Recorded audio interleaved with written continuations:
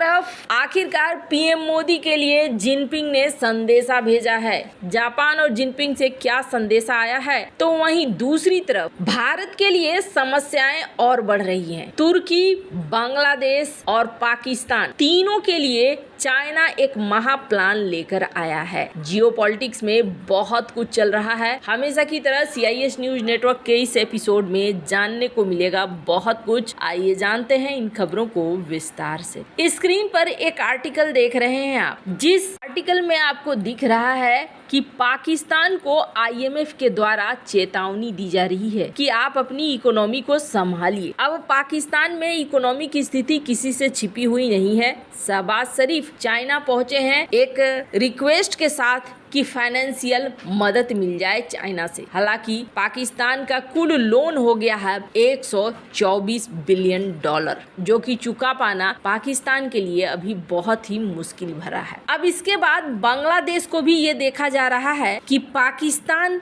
के बाद बांग्लादेश की भी स्थिति खराब है। वहाँ भी इकोनॉमिक कंडीशन गड़बड़ है और बांग्लादेश भारत से मदद चाह रहा है, चाइना से मदद चाह रहा है, IMF से भी बात कर रहा है। ये दोनों ही देश जहां ब्रिक्स में शामिल होने के लिए उतावले दिख रहे हैं, तो वहीं तुर्की भी उतावला दिख रहा है। स्क्रीन पर एक आर्टिकल देखिए, तुर्किश मीडिया की तरफ से ये आर्टिकल दिया गया है, जिसमें कहा गया कि तुर्की के FM चाइना से मिले और चाइनीज काउंटर पार्ट से जब ये मिले तो इन्होंने कहा कि मैं ब्रिक्स में शामिल होना चाहता हूँ। माने कि तुर्की ब्रिक्स में शामिल होना चाहता है। ये तीनों देश ब्रिक्स में शामिल होने के लिए इतना ज्यादा उतावले क्यों हैं? तो उसके पीछे एक बहुत बड़ा कारण है। 2024 के लिए ब्रिक्स ने कुछ ऐसा ऐलान किया है जिसकी वजह से ये सारे मधुमक्खी की तरह उधर भागे जा रहे हैं। सबसे बड़ी बात यह है कि ब्रिक्स का विस्तार किया गया है हाल ही में, और विस्तार करके नए सदस्यों को जोड़ा गया है। और ये जो नए सदस्य हैं, इन नए सदस्यों में ईरान, इथोपिया, UAE जैसे सदस्य हैं। इजिप्ट भी है। अब सबसे अजीब बात यह है कि इजिप्ट जिनकी इकोनॉमी पहले से ही गड़बड़ चल रही है, ईरान जिनकी इकोनॉमी गड़बड़ चल रही है, वहीं बात करें तुर्की की, स्क्रीन पर एक आर्टिकल देख सकते हैं। महंगाई 75% भाग चुका है तुर्की में। तुर्की में पहले अपने बैंकों के अंदर काफी तोड़फोड़ हुई है, पर इसके बावजूद तुर्की ब्रिक्स में शामिल होना चाहता है। तुर्की ने ब्रिक्स में शामिल होने की इच्छा जताई। तुर्की के विदेश मंत्री हाकन फिदान ने मंगलवार को कहा कि तुर्की ब्रिक्स का सदस्य बनना चाहेगा और संगठन में होने वाले विकास पर नजर रखेगा। ये मीटिंग में भी शामिल होना चाहते हैं और रूस इसे खुले दिल से स्वीकार भी करना चाहता है। कहा जा रहा है कि निश्चित रूप से हम ब्रिक्स का सदस्य बनना चाहेंगे, इसलिए हम देखेंगे इस साल ये कैसा रहता है। ये कहना है उनके विदेश मंत्री का। हालांकि तुर्की के शामिल होने से नाटो की नींद भी उड़ सकती है। ब्रिक्स जो ब्राजील, रूस, भारत, चीन और दक्षिण अफ्रीका का एक गठबंधन है, जिसमें 1 जनवरी 2024 को पहला विस्तार किया गया, अब आगे विस्तार करने की संभावना जताई जा रही है। इसी साल होने वाला है रूस में ब्रिक्स की बैठक, और इस बैठक में हो सकता है कि पाकिस्तान को यहाँ मदद मिल जाए और पाकिस्तान यहाँ ब्रिक्स में शामिल हो जाए। अब शामिल होने को तो पाकिस्तान भी चाह रहा है, बांग्लादेश भी चाह रहा है, तुर्की भी चाह रहा है। क्यों चाह रहा है? तो कारण है न्यू डेवलपमेंट बैंक। ये जो न्यू डेवलपमेंट बैंक है, इन्होंने अभी हाल ही में 2024 के लिए एक बड़ी घोषणा की है, और 2024 के लिए ये कहा है कि हम करीब करीब $5 बिलियन लोन के रूप में देने वाले हैं। जो सदस्य देश हैं वो चाहते हैं कि इस समय का फायदा उठाएं। पाकिस्तान हो, ईरान हो, या फिर बांग्लादेश हो या तुर्की हो, ये सारे यहाँ पर आना चाहते हैं इस पैसे के लिए। अगर न्यू डेवलपमेंट बैंक की बात करें तो इनमें इन 5 देशों का 20% लगा हुआ है। साउथ अफ्रीका का 20%, चाइना का 20%, इंडिया का 20%, रसिया का 20%, ब्राजील का 20%। हालांकि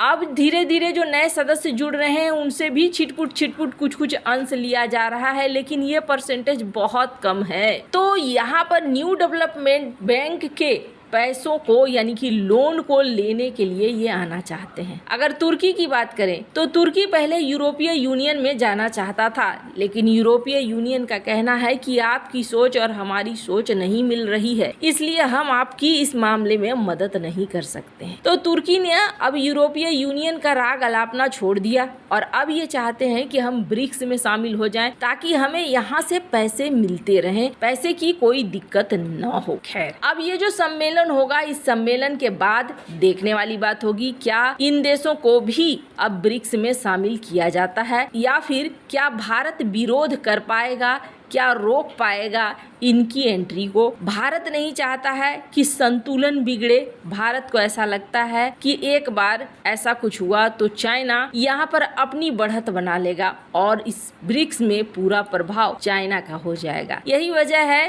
कि रूस स्वागत कर रहा है, चाइना स्वागत कर रहा है, लेकिन भारत अभी तक स्वागत नहीं कर रहा है। खैर, जहां एक तरफ ये सारा सीन हो रहा है, वहीं दूसरी तरफ अब आखिरकार आधिकारिक तौर पर कई देशों से संदेशे आने शुरू हो गए हैं, क्योंकि काफी कुछ चीजें क्लियर होती हुई नजर आ रही है। और इसी क्रम में ये कहा जा रहा है, भारत के निर्वाचन आयोग ने सभी लोकसभा निर्वाचन क्षेत्रों के चुनाव परिणाम घोषित कर दिए हैं। इसमें भारतीय जनता पार्टी ने 543 सीटों में 240 पर जीत हासिल की है। कांग्रेस को 99 सीट मिली है। चीन ने भारत के लोकसभा चुनाव में भारतीय जनता पार्टी के नेतृत्व वाले राष्ट्रीय जनतांत्रिक गठबंधन यानी कि एनडीए के बहुमत प्राप्त करने पर पीएम मोदी को बधाई और कहा है कि चीन भारत के साथ अपने रिश्तों को मजबूत बनाने के लिए प्रतिबद्ध है। चीनी समाचार एजेंसी सिन्हुआ के अनुसार चीनी विदेश मंत्रालय के प्रवक्ता माओ निंग ने बुधवार को कहा कि वो एक मजबूत और स्थिर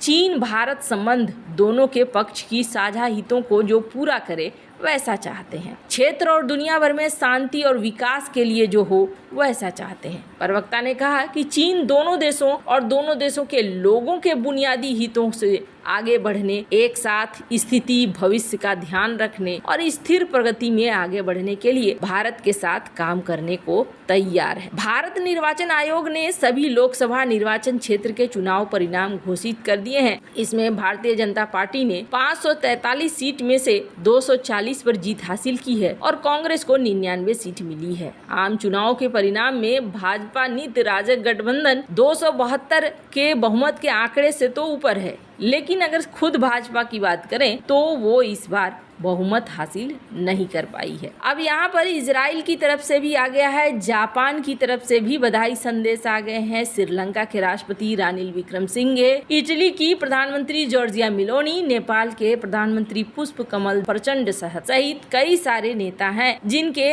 अभी तक यहाँ बधाई संदेश आ चुके हैं। पर अब देखने वाली बात होगी कि किस तरीके से ये गठबंधन सरकार चल पाती है, क्योंकि स्क्रीन पर एक आर्टिकल देखिए और कहा जा रहा है कि जिस तरीके की स्थिति है ऐसे में भारत के लिए आसान नहीं होने वाला है अपनी इकोनॉमी को इस गठबंधन में चाइना को पास करना, कम से कम इकोनॉमी के मामले में। वैसे आपको क्या लगता है इन सब मामले में, आपकी क्या राय है, कमेंट कर जरूर बताएं। जल्द मिलते हैं अगले वीडियो में नई खबर के साथ।